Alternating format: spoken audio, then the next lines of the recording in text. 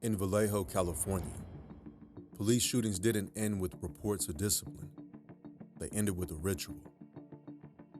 Each time an officer killed someone in the line of duty, he bent one corner of his badge inward, a private mark of the act. Some badges had two folds, others, five. By 2016, the city of 120,000 had one of the highest per capita fatal shooting rates in America. But what startled investigators more than anything was the celebration. A detective first exposed the practice in 2020, claiming he'd watched senior officers line up to have their badges creased in the department parking lot. They called it earning your bend, as close as a uniformed gang could get to a teardrop tattoo. The killings followed a pattern: traffic stop, chase confusion, gunfire. Suspects were almost always unarmed, yet no officer was convicted. When Vallejo's internal affair files were reviewed, auditors found deleted body cam footage, overlapping statements, and supervisors who'd sign off on contradictory reports. One sergeant, later accused of destroying evidence, was also the man rumored to perform the bends. To the public, Vallejo looked like a small-town department under stress, but inside, it operated like a clique, a closed brotherhood defined by shared blood. A former captain described it plainly. They're not cops anymore. They're a gang with badges. By 2021, city leaders ordered an outside audit, but most of the officers involved had already retired or moved to other California departments. The bent badges disappeared into drawers and display cases, untraceable proof of a culture that rewarded kills. For Vallejo, accountability never came, just the silence that follows when a gang knows how to protect its own. In Los Angeles County, the most feared gang in Compton didn't sell drugs or run corners. It wore uniforms. They called themselves the Executioners, a tattoo clique operating inside the Sheriff's Department Compton Station. Each member had matching tattoos, a skull wearing a Nazi-style helmet, an AK-47 at its side, flames rising in the background. The ink was an initiation, and new recruits allegedly earned their tattoo by killing someone in the line of duty. At least 18 deputies were identified as members. Their names appeared in court filings and whistleblower complaints describing a shadow leadership that dictated who got promoted, who got overtime, and who got protection. According to one deputy who testified, there was a quota system. The more aggressive your arrest, the faster your path to respect. Another officer said he was pressured to earn his ink after refusing to take part in a beating. He soon found himself transferred, demoted, and targeted with false write-ups. The clique operated with impunity. Deputies accused of shootings were cleared by internal reviews, led by other executioners. Supervisors who questioned the culture faced retaliation or early retirement. When the story broke in 2020, it sounded like an urban myth. Gang tattoos and kill counts inside the sheriff's department. But leaked audio from a deputy confirmed it. They call themselves the Executioners. They celebrate shootings. Community groups in Compton demanded a federal investigation, citing decades of unpunished brutality. Reporters uncovered similar cliques across the county stations. The Jump Out Boys, the 3000 Boys, the Vikings, each with its own tattoo and initiation ritual. The department called them subcultures. Victims called them what they were: organized crime in uniform. No one was ever charged for belonging to the Executioners.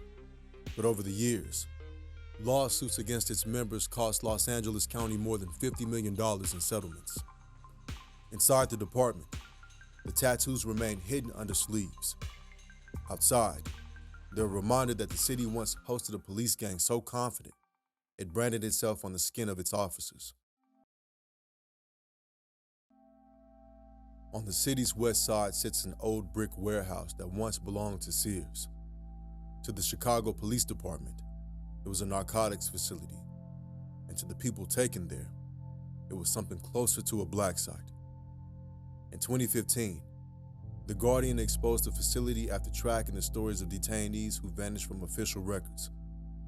They were taken to Homan Square, a building never listed in public arrest logs. Family members and attorneys called precincts, jails, even hospitals, but no one could confirm where their relatives were.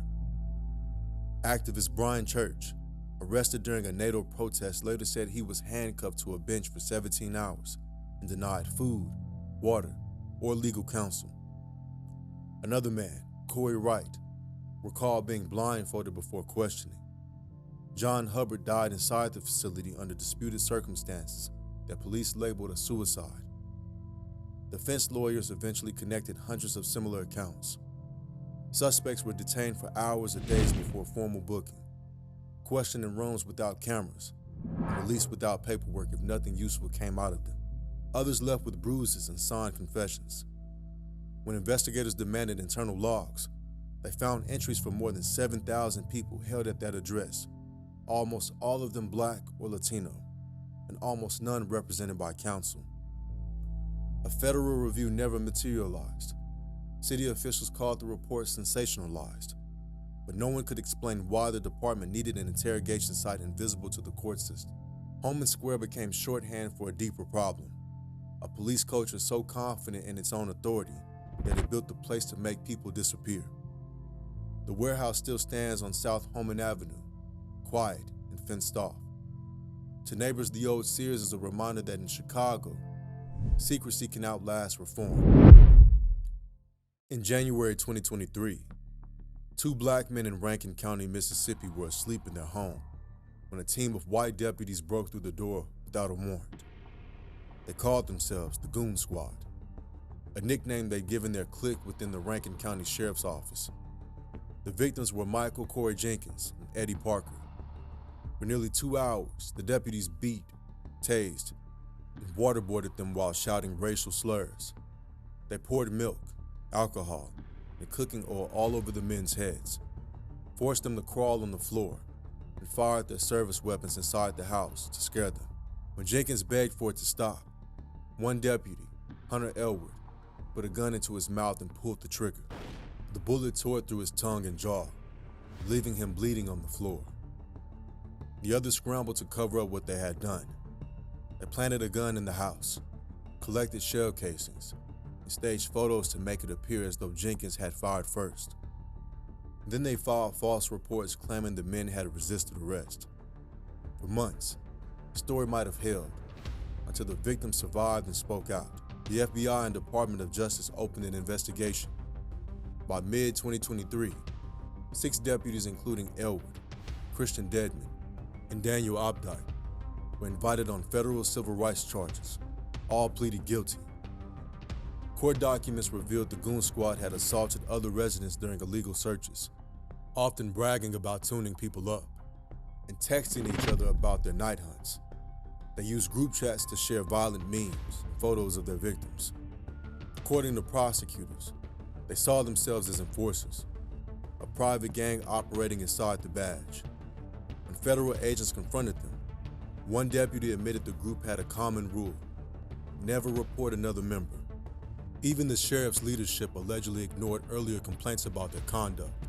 In August 2024, 5 of the deputies were sentenced to between 10 and 40 years in federal prison. Jenkins, now permanently disfigured, said in court, they did what they did because they thought nobody would ever make them pay. The case shook Mississippi. For years, the Goon Squad treated rural raids as sport. It ended only when one of their victims lived long enough to tell the story. In 2016, Oakland's police chief abruptly resigned after a scandal that would take down 3 chiefs in 9 days. The reason wasn't corruption in the usual sense. It was the exposure of a sex trafficking network that thrived in plain sight, protected by officers themselves. The center of it all was a young woman who went by the name Celeste Guap. She was 17 when she first came into contact with Oakland officers. According to her testimony, she was exploited by more than a dozen law enforcement officers across multiple departments in the Bay Area, including Oakland, Richmond, and Livermore. Some officers paid her for sex. Others tipped her off about prostitution stings so she could avoid arrest. One exchanged information about undercover operations in return for nude photos. In text messages later obtained by investigators, an Oakland officer joked, "You're my confidential informant and my side chick." When an internal review began, at least 14 officers were implicated. One of them, Officer Brendan O'Brien, was found dead from an apparent suicide shortly after investigators questioned him. His death set off a chain reaction. More names surfaced, and the department's command structure began to collapse. Within a single week, 3 successive police chiefs were forced out, one after another, as the scandal spread to neighboring cities. Each insisted the department could move forward. None lasted long enough to prove it. Oakland's mayor described it as toxic culture meeting institutional blindness. For years, officers had treated the young woman as both a source and a possession, passing her between jurisdictions while maintaining a wall of silence. When the district attorney's office reviewed the case, most of the implicated officers escaped felony charges. Several resigned or were fired. Only a few faced misdemeanor convictions. The city later paid nearly $1 million in settlements to the victim. The episode revealed an older truth about Oakland's police force. Its corruption was about entitlement, the belief that power guaranteed access. In Atlanta, the most feared police squad wasn't a SWAT team or a task force.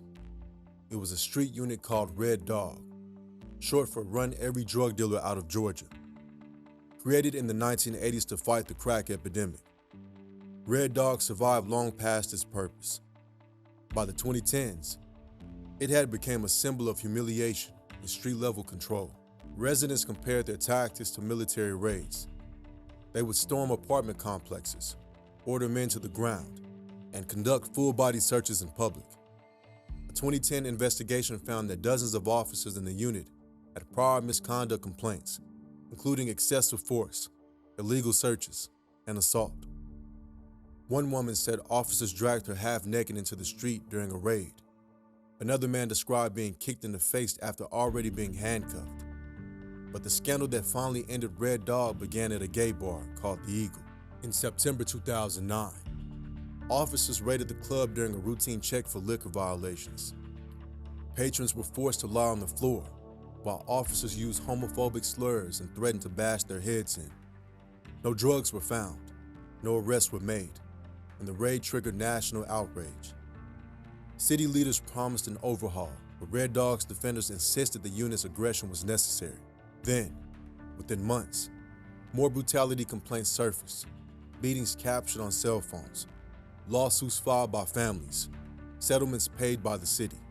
By early 2011, Mayor Kasim Reed announced the unit's disbandment, but the disbandment was largely symbolic. Within a few years, Atlanta launched a near-identical successor, the Apex Unit, tasked again with high-intensity patrols in poor neighborhoods. Many of the same officers transferred over. The legacy of Red Dog never disappeared. It became a blueprint recycled across the country. Aggressive street policing rebranded under new names. Memphis called theirs Scorpion. Nashville had Flex. Each carried the same reputation: hard stops, broken bones, and lawsuits that cost cities millions. In Atlanta, the badge still carried weight, but Red Dog's shadow lingered. When you control the city through fear, you don't need to wear colors, only the authority to act without consequence. In Baltimore, a city already bleeding from the wounds of crime and corruption, a specialized police unit was created to wage war against illegal guns and violent gangs. But instead of upholding the law, these officers decided they were the law. They ran the streets like mobsters, robbing dealers, reselling drugs, and even planting guns on the people they brutalized. This is the story of the Gun Trace Task Force, one of the most corrupt police units in American history. Baltimore, Maryland, a city infamous for its high crime rates, drug epidemics, and police force under constant scrutiny. In the early 2000s, the city's murder rate was among the highest in the nation, and law enforcement was desperate for a solution. The Gun Trace Task Force was formed with a clear mission: take illegal guns off the streets and dismantle violent crime networks.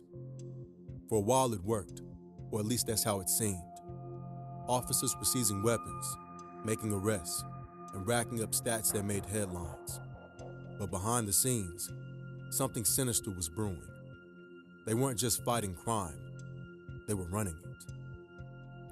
The streets talk, and soon, the streets of Baltimore were buzzing with whispers of dirty cops. Dealers and suspects spoke of officers robbing them for their drugs and loot, even shaking down rival gangs and redistributing power in the underworld. But for the victims, there was no recourse, because who do you report corrupt police officers to? It was a perfect crime, until one routine bust cracked wide open. 2015, a heroin dealer named Aaron Anderson was under surveillance by Detective David McDougall of the Hartford County Sheriff's Department. McDougall placed a GPS tracker under Anderson's car, intending to follow his movements. But when officers eventually stopped Anderson, they found two trackers. One was theirs. The other, it belonged to a member of the GTTF. Anderson had been robbed days earlier by men who had entered his home like a SWAT team. They stole nearly a kilogram of heroin, cash, a high-end watch, and a firearm. The robbery had felt like a police raid because it was one. And these officers weren't just tracking dealers, they were tracking targets, choosing who to rob, when to strike, and how to cover their tracks. McDougall's investigation led to a shocking discovery. The Gun Trace Task Force wasn't about stopping crime. Instead, it was running a sophisticated mafia-style operation inside the Baltimore Police Department. The FBI launched an investigation. Wiretaps were placed. Officers were watched, and one by one the police fell into place. The ringleader? Sergeant Wayne Jenkins, a man who wore the badge but operated like a kingpin. Under his leadership, the GTTF wasn't just corrupt, it was an organized crime syndicate.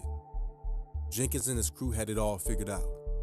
They carried fake guns to plant on unarmed victims in case they needed to justify a shooting.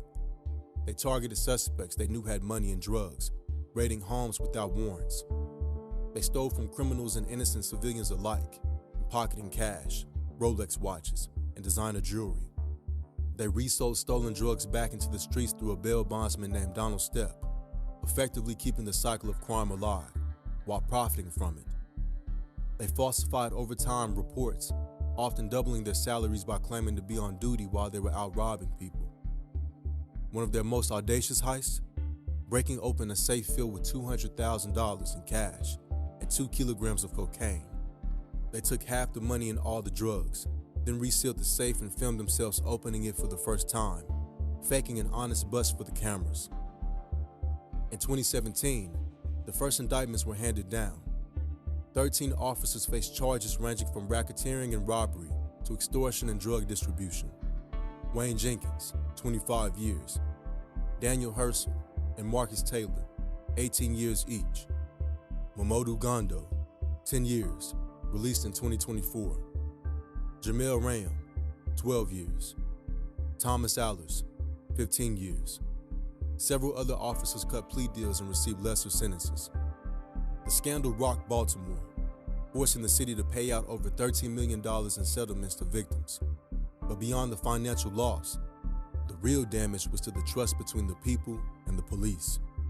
Cases had to be dismissed, convictions were overturned, and the Baltimore Police Department, already struggling with credibility, was left in shambles. So what happens now? Most of these officers are still behind bars, but some have already been released, slipping back into society as if nothing ever happened. For the victims, justice may have been served, but does it feel like justice? And the real question remains, if this was happening in Baltimore, where else is this happening right now?